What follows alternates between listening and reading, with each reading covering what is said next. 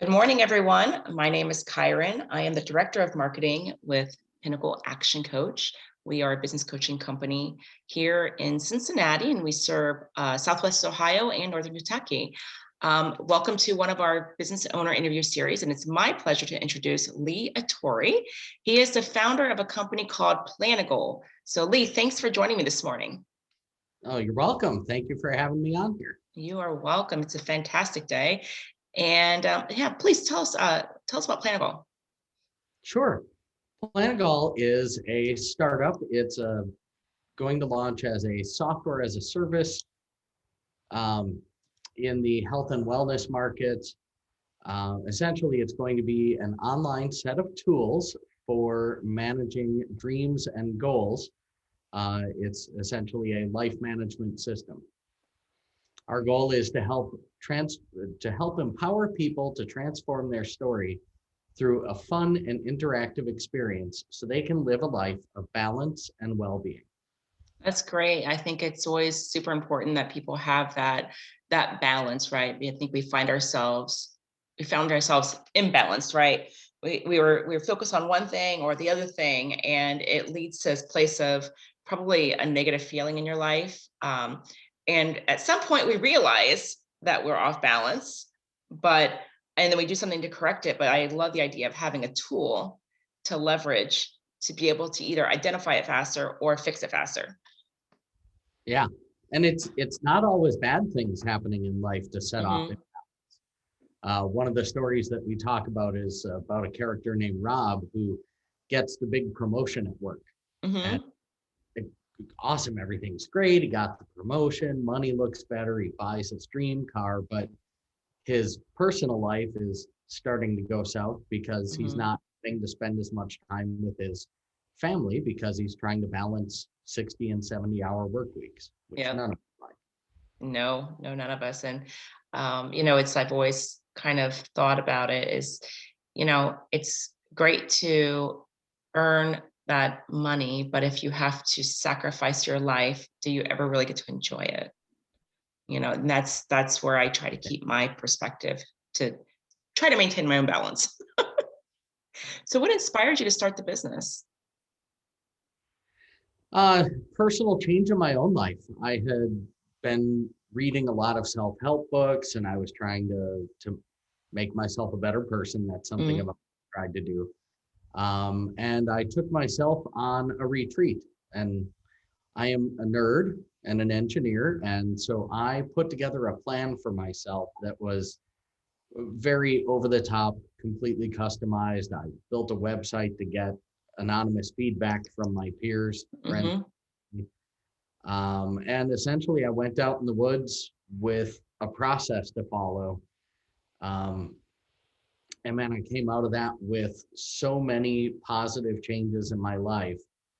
One of which was realizing that I actually can make good process and I have an awesome idea. And one of the pieces of feedback I got was that this person would follow me in almost anything I try to go and do because they know that I can succeed at what I put my mind to. And so I decided that if I could do this whole process for myself, I could do it for others. And I ran a couple of retreats with friends and walked them through the same process. And we all sort of came up with, this needs to be an online tool. We need to find a way to make it happen so that everyone can have access to it. Yeah, that's great. That's great. And I saw that on your website, and I love the idea of the retreat and just really taking note of yourself and the stillness of nature and all that good stuff. And some of the stuff that you and I have talked about in the past. So, with the change of like the economy and environments with COVID, and I don't know, like maybe you began trying to launch your business before COVID or during COVID, I'm not sure, but have you seen any kind of impact to what you're trying to do with the whole COVID situation? It's funny, I've had this idea for several years and I've gotten little bits of a start on it, but never really got rolling. And it wasn't until COVID hit I have a consulting business and a lot of my work dried up for at least a couple of months. Hmm. Having that free time got me to start really pushing for working on this. Otherwise, I think COVID has highlighted in all of our lives that there's imbalance. We found Hmm. people who everything was about their career, and if their business or their job Yeah. closed because of COVID, they're looking around, and things aren't so great. And I think COVID has emphasized to me and to everyone who's been involved in this that now is the time for this. People need it, they want it, they're looking for change and looking for balance in complicated lives. Yeah, I think a great statement. And as you're saying that, the thought that came to my mind is, of course, how could you not see that there's an imbalance when you're working from home and your family is there the whole time, right? It's like it's almost like the imbalance staring you in the face. And you're absolutely on point. I never thought about it, but it's such a great point that it forces you to kind of reckon with the life that you have and the life you want to have. Yeah. And adventure. So many of us, our adventure side of life has been lacking because Hmm. it goes outside. You can't go do as many things. I have a friend who goes to fun parks. They travel around the country to all the little known ones and the big Uh-huh. ones. And they had to put so much of that on hold and find other ways to get adventure in their lives. Yeah. Yeah. Gosh. And at least now that the weather's warming up and I looking forward to kind of putting that whole COVID mess behind us. So uh, days are getting better, that's for sure. Yeah. Yeah. So you're kind of in this place of building your business, and you know what you want. You're building the online platform, and probably like looking at getting your funding together. Once that takes off, kind of do you feel like you're set to go, right? Um, so you get all the investing you need, you get everything's built up, and someone pulls the trigger like, hey, we want to do this. How are you preparing for that? If the magic check were written today, we've lined up development partners. I've got a team of advisors put together that are ready to start pushing on marketing campaigns and ideas. Mm-hmm. I have a couple of vendors I've been working with to do video assets for the fundraising. Uh, Mm-hmm.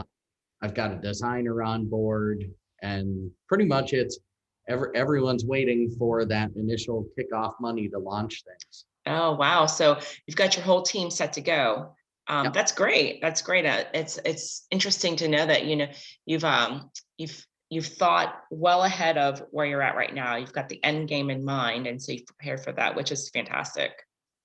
And I'd love to say that this is all my doing because I'm Mm, brilliant and a genius. It's not. A mm, lot is knowing when to reach out to the right resources. yeah.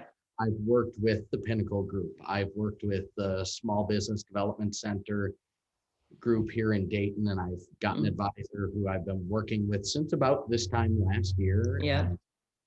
and lots of other resources, getting the right people involved, and yeah, So sometimes very, knowing when you don't know all the answers and putting yeah. on the hat of humility and asking for help. So, Yeah. And there's nothing wrong with that. There's right. nothing wrong with being human and asking for help. It's been a wild ride. People are very excited about the idea that I have, and they're willing to put in time and effort to help it get to that point where Mhm. we can start building it and make it happen. That's amazing. That's amazing. So you mentioned that you do consulting, and I don't know if you do that for a company or if you do that on your own, but essentially consulting is kind of like also being a business owner. So when you think about maybe the consulting and what you're doing right now with Planogol, what's been the biggest thing you've learned as essentially a business owner? Oh, wow. I would say it's the planning. I would tell anyone who's got a great business idea and wants to turn it into something, especially into a thriving business, to stop where they are and talk to an incubator group, a small business development center person, someone like Pinnacle Consulting, and make sure that the idea passes the muster that's needed to go in front of investors. And Mhm. I thought I had everything ready to go about this time last year, um, and I did a pitch or two, and it's incredible because I had so many plans, I had so much thought out, Mhm. but once I started getting all of the processes that the SBDC walked me through, the thought leadership that you guys put in, Mm. um, what I had in mind for my business grew and grew. And I gave more thought to the type of audiences, more thought to the revenue plans, more thought to my exit strategy, Mhm. whether I wanted an exit, when I want an exit. Mhm. Um, I would say the biggest thing was um, sort of, again, having the humility to look at your own idea and say, I don't know everything I need to do to execute this, Yeah. and start following someone's process, look for resources. One of the big ones, the SBDC walked me through the Wendy Kennedy process, which is a monetization process. Essentially, it helps. Their big thing is, so what, who cares, why you? So it's kind of like, okay, you've got a business idea, whatever, everybody's got ideas. Yeah. Why are you special? What does this bring to the table? And it's Uh-huh. a whole bunch of steps that build out basically a business plan. But Oh, that's great. I've never heard of that one. I'm actually gonna go look that up. yeah, yeah. That's It's a very neat tool. I've passed my copy of the book along to several people, and yeah. Yeah, that's awesome. So, when you're looking for kind of I get the sense you're looking for investors. If you had, what kind of investors are you looking for? I'm looking for investors who have a passion for software as a service, basically web Mm-hmm. paid subscription tools. I'm looking for investors that have some kind of experience with big data. Um, if they have interest in health and wellness, I would love to talk to them. Um, and essentially, I'm looking for people who are willing to do seed investment. Mm-hmm. We are currently pre-revenue, pre-customer, although we're starting to pick up some letters of intent from businesses who would be interested. Mm-hmm. So That's great. That's great. That pretty much wraps up our interview. Lee, is there any last thing that you wanted to talk about with your company, or giving yourself a shout out? sure, we are getting ready in the next 2 to 3 weeks to launch an Indiegogo campaign, which we're going to use partially to raise funds and Mm-hmm. partially just to gauge interest. Mm-hmm. We have 200 of my friends who want to throw $10 a piece in, or do we have a broad range of people looking to invest different amounts, fund different amounts? Um, and those numbers will help because we can bring those back to the investors and say, hey, we put our idea out there Mm-hmm. and 30,000 people are ready to sign up today and Yep. spoke their cash. So Um, do you have a link for that campaign? I don't have a link for it yet, but Okay. as soon as it will show up on Planogol, Mm-hmm. Planogol.com. Awesome. Awesome. Well, Lee, it's been a pleasure learning about Planticle today, and I really appreciate your time this morning. Yeah, thank you so much for having me on here. All right.